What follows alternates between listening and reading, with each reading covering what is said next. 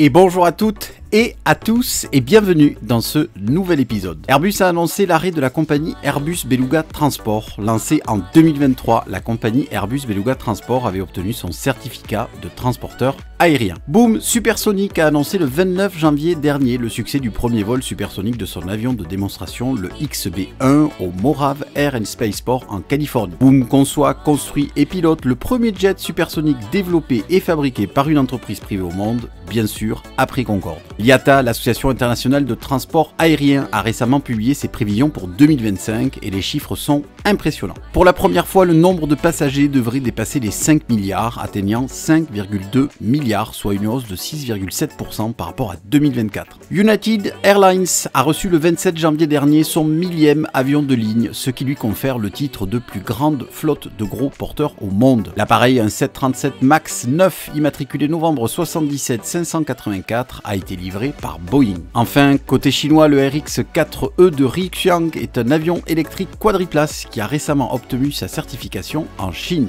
Je vous souhaite un excellent épisode. Airbus a annoncé l'arrêt de la compagnie Airbus Beluga Transport. Le 13 novembre 2023, une nouvelle compagnie, Airbus Beluga Transport, avait obtenu son certificat de transporteur aérien. Cette nouvelle compagnie disposait alors d'une flotte de 2 Airbus A300-600 ST, le Beluga, la première génération d'avions de transport Beluga d'Airbus. Le Beluga sert d'avion cargo à Airbus pour transporter les pièces d'avion servant à la construction de ces appareils entre ses usines. Ce service était au début assuré par le Super Guppy, puis en 1995 par l'Airbus A300-600 ST, le Beluga. Son successeur, le Beluga XL, construit sur la base d'un Airbus A330, a réalisé son premier vol en 2018 et sa première mise en service a été effective en janvier 2020. 6 exemplaires ont été construits et ont remplacé progressivement l'Airbus A300-600 ST Beluga de première génération. Airbus a eu l'idée de réutiliser ses anciens Beluga et disposait donc des 5 Airbus A300-600 ST, des appareils qui disposaient encore d'une vingtaine d'années de vie opérationnelle. La nouvelle compagnie avait obtenu du département de transport des États-Unis un permis de transport. L'idée était de poursuivre l'exploitation des anciens Beluga en créant une compagnie de fret aérien dédiée notamment aux cargos hors gabarit comme les satellites. En effet, le nombre d'avions cargo capables de réaliser ce genre de transport ne semblait pas suffisant au moment de la création de la compagnie de fret. L'activité d'Airbus Beluga Transport avait ainsi été lancée au 4e trimestre 2021 avec une première mission réalisée entre Marignane et Kobe pour transporter un hélicoptère lourd. Ces vols étaient jusqu'à présent commercialisés par Airbus Customer Services et opéré par ATI, mais la naissance de la compagnie aérienne donnait une certaine autonomie à cette nouvelle activité. Airbus visait en particulier le marché occupé par les quadriréacteurs Antonov 124 pour l'industrie spatiale, les satellites et les éléments de lanceur, alors que l'avion de transport de fabrication ukrainienne était rendu de moins en moins disponible, conséquence des sanctions occidentales visant la Russie. Airbus a donc annoncé l'arrêt de la compagnie lors d'une séance extraordinaire d'un CSE le 20 janvier et qui a été révélé par le journal Les Échos. Nous confirmons que l'activité d'Airbus Transport pour l'émission de fret de pièces hors nombre prend fin, affirme un porte-parole de l'avionneur. Tous les vols opérés par la flotte Beluga ST sont suspendus dès à présent. Nous ne disposons pas d'informations concernant le devenir des Airbus A300-600 ST Beluga. Il est fort à parier que ces appareils risquent d'être définitivement mis à l'arrêt. C'est une affaire à suivre. Ça avance côté ouverture puisque Boom Supersonic a annoncé le 29 janvier le succès du premier vol supersonique de son avion de démonstration, le XB-1, au Morave Air and Spaceport en Californie. Boom a conçu, construit et piloté le premier jet supersonique développé et fabriqué par une entreprise privée au monde, bien entendu après Concorde. Particularité, ce vol pouvait être suivi en direct sur YouTube depuis un avion suiveur. Piloté par le pilote d'essai en chef de Boom, Tristan Geppetto Brandenburg, le XB-1 est entré dans le couloir supersonique et a atteint une altitude de 35 290 pieds avant d'accélérer à Mach 1.12, 652 nœuds ou 1207 km/h, franchissant ainsi le mur du son pour la première fois. Historiquement, les avions supersoniques ont été l'œuvre des États-nations développés par les armées et les gouvernements, seule exception, bien entendu, encore une fois, Concorde. Le vol supersonique du XB-1 démontre que la technologie de vol supersonique pour passagers est arrivée, a déclaré Blake Scholl, le fondateur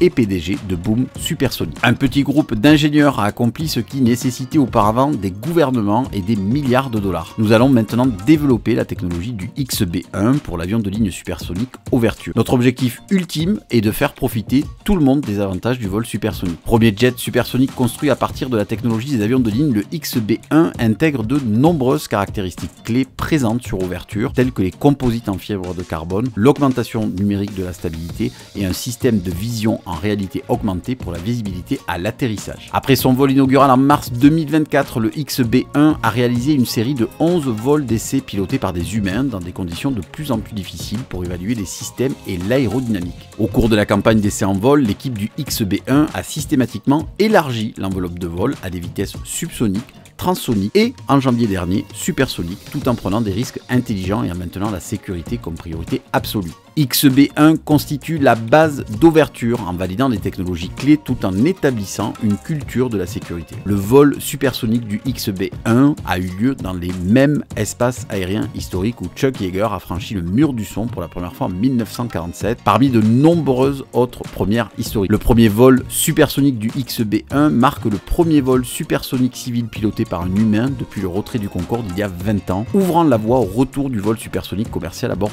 d'Ouverture. Ouverture transportera entre 64 et 80 passagers à Mach 1.7, soit environ 2 fois la vitesse des avions de ligne subsoniques actuels sur plus de 600 lignes mondiales. Ouverture dispose d'un carnet de commandes de 130 commandes et précommandes d'American Airlines, United Airlines et Japan Airlines. En 2024, Boom a achevé la construction de la super usine Ouverture à Greensboro en Caroline du Nord, qui permettra de produire environ 66 avions Ouverture par an. Optimisé pour la vitesse, la sécurité et la durabilité, Ouverture et son système de propulsion sur mesure, Symphony, sont conçus pour fonctionner jusqu'à 100% de carburant d'aviation durable, le SAF. Nous continuerons de suivre les avancées du XB1 et d'Ouverture sur la chaîne.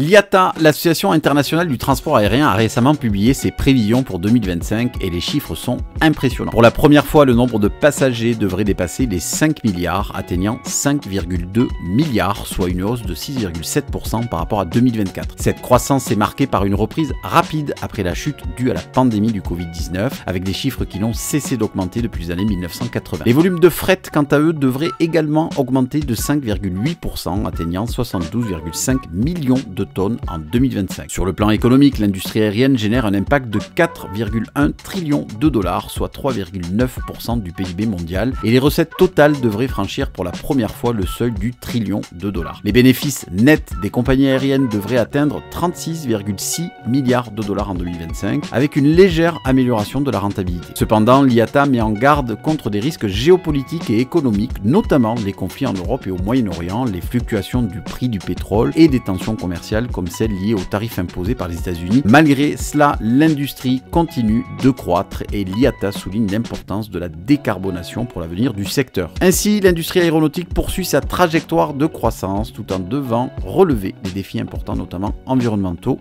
et géopolitiques. United Airlines a reçu le 27 janvier dernier son 1000e avion de ligne, ce qui lui confère le titre de plus grande flotte de gros porteurs au monde. L'appareil, un Boeing 737 MAX 9 immatriculé novembre 77 584, a été livré par Boeing. Avec cette livraison, la compagnie basée à Chicago dispose non seulement de 1000 appareils dans sa flotte principale, mais possède également le plus grand nombre d'avions de toutes les compagnies aériennes au monde. Les données de la société d'analyse aéronautique Cirium montrent que United a pris livraison de 57 appareils au total l'année dernière. En 2024, la compagnie aérienne a franchi plusieurs étapes importantes au niveau de sa flotte, malgré les retards de livraison persistants chez Airbus et Boeing. Cela comprend son 25e A321neo qui a été livré en décembre. United a également reçu sa première livraison de Boeing 787 en 20 mois. La compagnie aérienne devance désormais les flottes principales de Delta et d'American Airlines qui étaient les précédents détenteurs du titre. Selon les données de planespotters.net, Delta possède 985 appareils, tandis qu'American Airlines en possède 978. United devrait également conserver sa position dominante sur le marché des avions, avec environ 700 appareils encore en commande, dont de nouveaux modèles comme l'Airbus A321 XLR et le Boeing 737 MAX 10. American Airlines et Delta ont chacune environ 300 avions en projet. En 2025, United affirme qu'elle prévoit de prendre livraison de 71 avions à fuselage étroit et 10 avions à fuselage large, contre les plans précédents de 100 nouveaux jets cette année. Le RX-4E de Rixiang est un avion électrique quadriplace qui a récemment obtenu sa certification en Chine. Conçu par la société chinoise Ruxian, cet appareil a accompli son premier vol en octobre 2019 et a depuis accumulé plus de 1200 heures de vol dans le cadre de son programme de développement. Avec une masse maximale au décollage de 1260 kg et une propulsion électrique de 140 kW, environ 180 chevaux, le RX-4E offre une autonomie d'1 heure et 30 minutes. Cette performance marque une avancée significative dans le domaine de l'aviation électrique et ouvre la voie à de nouvelles possibilités pour le transport aérien. La certification du RX-4E par les autorités chinoises représente une étape importante pour l'aviation électrique. Elle témoigne de la progression technologique dans ce domaine et souligne l'engagement de la Chine envers le développement de solutions de transport plus durables. Néanmoins, des préoccupations persistent concernant l'autonomie réelle de l'appareil car la capacité de la batterie et la consommation du moteur suscitent des interrogations. Bien que le RX-4E ait été certifié selon les normes chinoises